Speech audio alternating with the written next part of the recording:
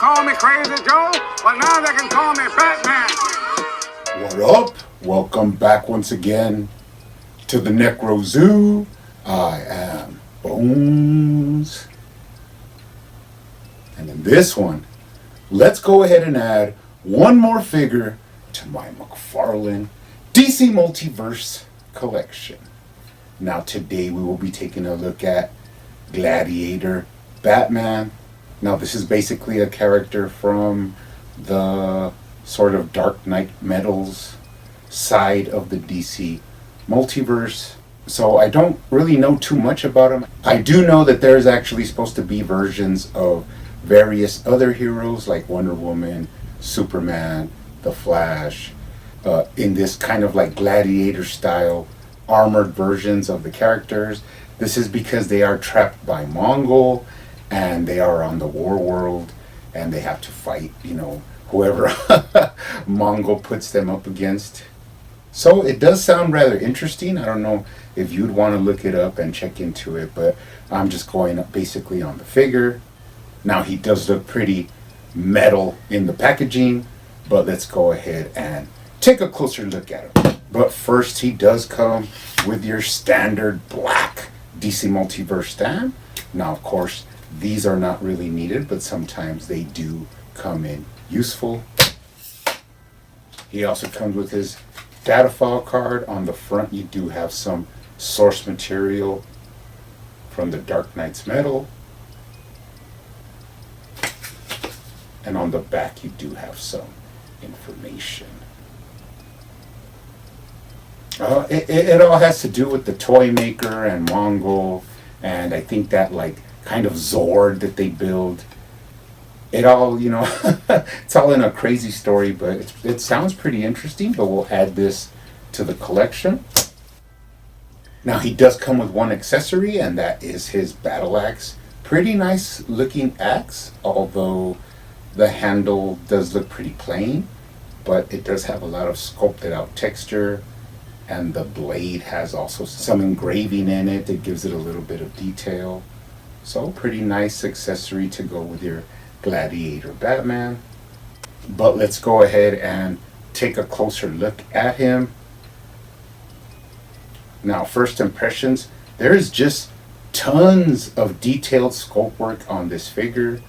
Tons of unique sculpt work that is only on this figure. So for a lot of people complaining about repaints and reusing the same body molds, just look at this and bathe in the glory of what is a completely new sculpt of a figure with tons of nice detail. Just an awesome looking figure. Now, me, I like to add a little bit of repainting to these. For a $20 figure, it doesn't cost much to buy multiples of these and do custom work or do, whatever your heart's content. But after saying that, if you were to just buy this figure and just leave him as is and, pose him with his axe and put him up on your shelf, he does give off a really imposing aura and he's an awesome looking figure. And that's just coming off looking at him without even going into the articulation or going into any of the cool details. It's just looking at him at a first glance. He's an awesome looking Gladiator styled Batman. Now let's go ahead and take a look at the head sculpt. Man, this is an awesome kind of war dog, battle damaged Batman. And the reason I'm saying that is because we know he has the Gladiator styled, helmet. But if you look at it, it just has so much detail. Like it kind of looks like pounded out steel, and it still has like war wounds, like little marks where he's been through battle, which just really gives a little bit of style to this character and to the figure. So it looks really great, and that goes for the whole helmet. I mean, it's just really detailed. You do have some spikes on the side. Now the way I'm actually filming this, the light's kind of casting down, so you're kind of not really seeing the eyes, but they are kind of whited out in there. So I'll kind of get some shots with light in front of them so you could see those like whited out eyes. But really menacing looking head sculpt, looks cool. And he does have a little bit of rough, kind of like, like a beard starting to come in there on the exposed part of his chin and his mouth. So really cool, awesome figure. Let's take a look at the head articulation. You can look down really well. Gives him a nice, intimidating pose. Can look up as well, and there is no modding needed. He can look up really high, which is sweet. You got right to left. And of course you can tilt his head for some character. So you got that basic McFarlane movement in the head that can give you a lot of cool attitude. So that's intense. Moving down, you do have a bat symbol. What's a version of Batman without a cool Batman emblem? So you got that there, but that also does have some cool like scarring and battle damage there, as well as the whole armor plating that's here. Has just tons of little details, little nicks. It's just a really nice looking sculpted out figure. And then you go down to this like crazy belt. What's really cool is that the actual like axes that are sculpted onto this belt is actually the battle axe here. Could kind of like match it up.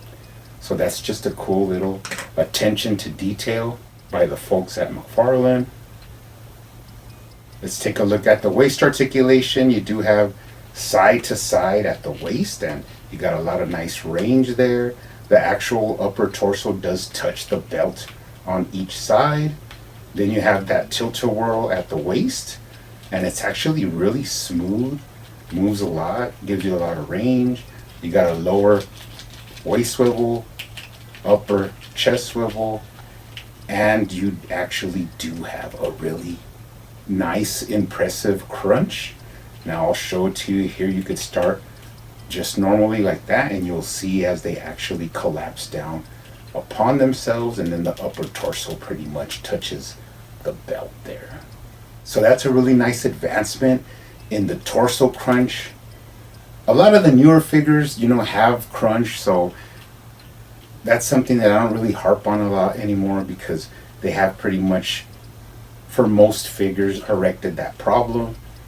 You can twist them, get them in some pretty sweet poses. And of course you could lean them back. Per usual with McFarlane figures.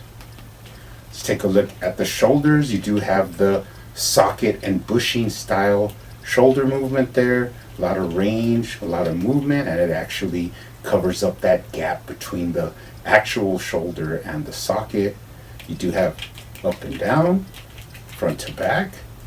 Bicep swivel. I love how that bat style pauldron actually moves with the bicep. You have double jointed elbows, and man, these are some nice looking elbows. Look really clean. And like I said, you go down from those crazy bat shoulder pauldrons, you could actually see the kind of like finger bones inside the wings, going down to some armor, and then down into the gauntlets. Have some pretty nice blades connected to them. Go down into the, which is a gripping hand, and you do get that McFarlane wrist ball articulation, and it is hidden really nicely. All in all, I can't complain. It's pretty much the same on the other side. You have another gripping hand, ready to hold on to various weapons for battle. Now, getting them into a T-pose is rather simple. Those bat pauldrons actually move up, and that allows you to get them into a pretty standard T-pose. You can also move his arms above his head, which is an added equation for posing, getting them in different positions. Let's go ahead and move down to the thighs. Now, this is where I would usually show you the thigh swivel, but I do see that you can do it. It does have the thigh swivel because you can actually still move the boot from side to side by just moving the hip swivel. But this figure does have added thigh cut. Now, contrary to popular belief, I do not despise thigh cuts when they are actually utilized well and hidden in the sculpt. Now, he does have kind of like straps and wrappings around his thighs, and that actually hides the thigh cut. Now, mainly the reason McFarlane uses thigh cuts on figures, really only save for when they are going to be on vehicles such as The Dark Knight Returns and the new Flash movie Batfleck. Those had die cuts, but that is because they come with vehicles. Now you could think what vehicle comes with this guy, but I will be showing you that towards the end of the video. So you do get more range. Now you can move his boot even further now, but that is sort of an inhuman range of motion. So I wouldn't really use that. But of course he can kick up really high. And he can kick back really far as well. Now that is because the trunks are rubber and they actually move out of the way. And when you put them back, they go back to their original shape. So do not be afraid to get the full range of motion from these hips and the rubber trunks that come with the figures. Now you can pop out the knee. Normally this is where I would show the McFarlane hip swivel, but you don't really need that because now you have the thigh cut. Kind of spooky because these thigh cuts can get loose over time and it'll make kind of this like just floppy. I've heard that from other lines that use thigh cuts, but it should be fine. Straighten them out. Pretty nice bat knee pads there. You have up and down at the ankle. A lot of range actually. You got right to left, rocker, which works really smoothly, and then of course toe articulation. Now before we go, let's take a look at the whole lower body. I kind of like these kind of like tassels that hang over, kind of like chainmail, I guess you could say, down over the thighs. But you could see all that, and then the boots have some nice blades on them. They could use some painting, but you do have a lot of cool detail, like with little rivets and stuff like that on the armor, which is always appreciated. Taking a look at him from the bottom, no identifying marks, but he does have some gorgeous tread on these boots, which I'm a big fan of. Looks really awesome. Moving up the back, more beautiful sculpt work, some more blades. Once again, I have to point out how the hinges for the knees actually have matching sculpt to the way the legs are sculpted out.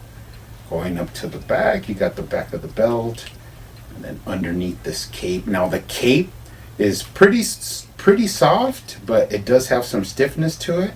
But what you can look at is the added detail of all the wrinkles and folds to make it kind of like a faux cloth cape.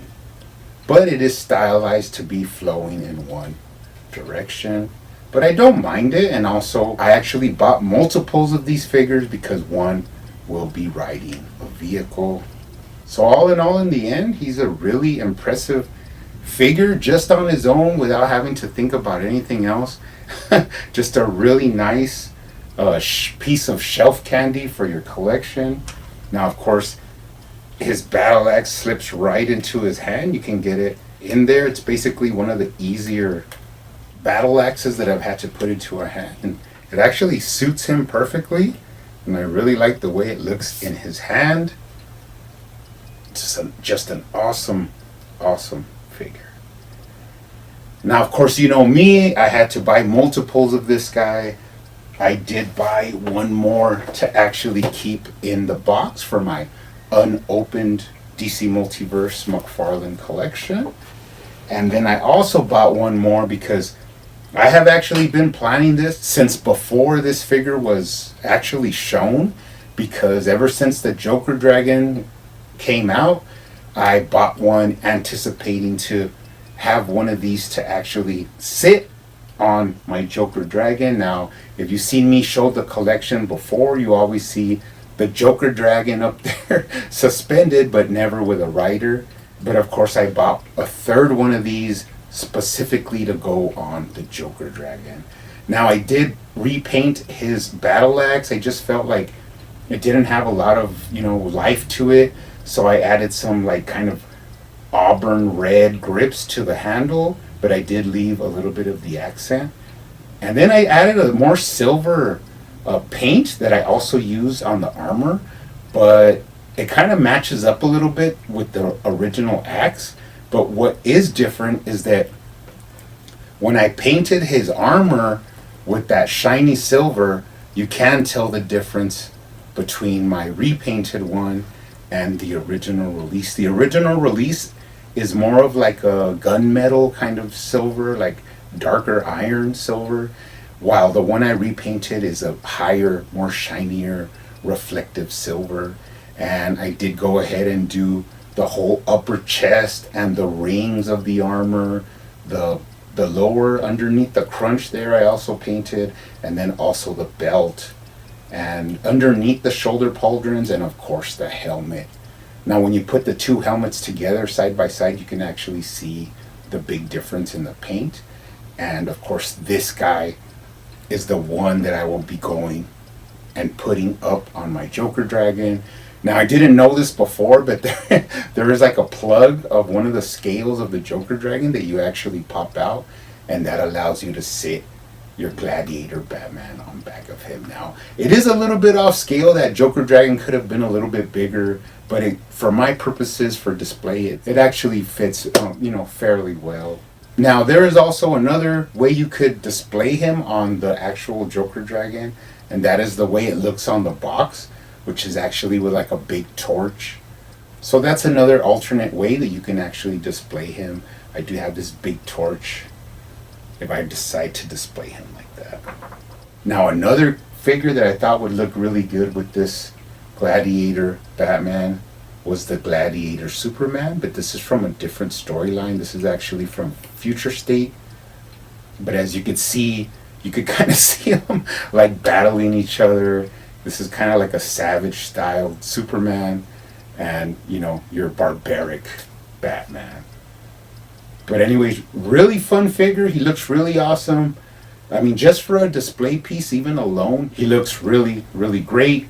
But you guys, keep hunting out there, keep collecting, keep customizing, and I will see you on the next one.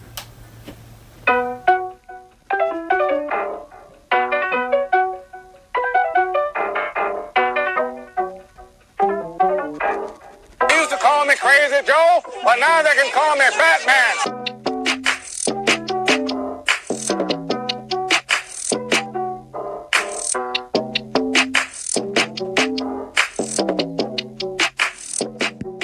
It was actually supposed to be